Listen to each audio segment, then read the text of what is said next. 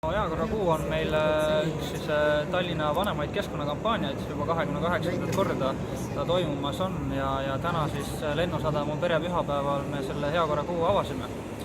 Et oli palju rahvast, lastel oli kohal prügihunt, toimusid erinevad mängud, jagasime valdkondlikke materjale ja kuulutasime siis Heakorrakuu avatuks.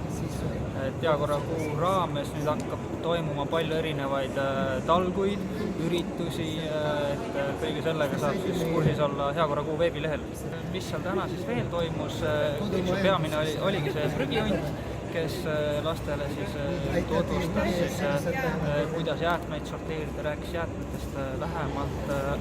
Oli siis ka meil näitus üleval seina peal, kus siis räägiti lähemalt või näidati, et millist liiki prügi tegelikult siit merest ja Läänemere piirkondadest üldse leitud on.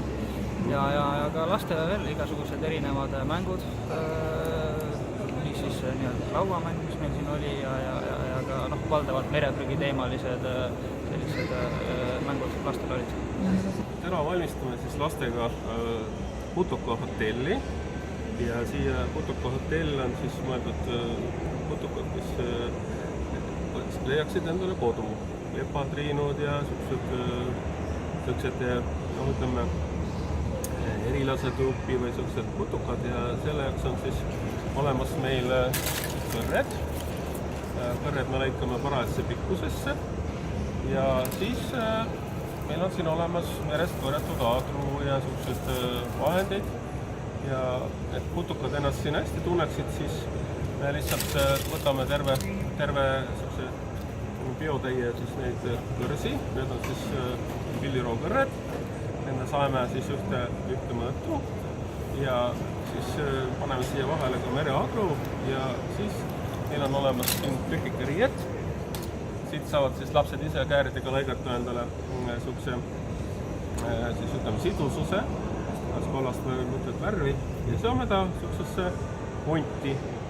Nüüd nagu kevadel linnumaja ehitatakse, siis me teeme sellist Putuka hotelli ja selle saab siis riputada koduhoovi või kuskile tuulevaitsesse kohta, kus väga tuult peale ei käi ja siis valmistame ka katuse. Katus tuleb siis jällegi sellisest metsast korjatud männikoorest, siia me teeme siis,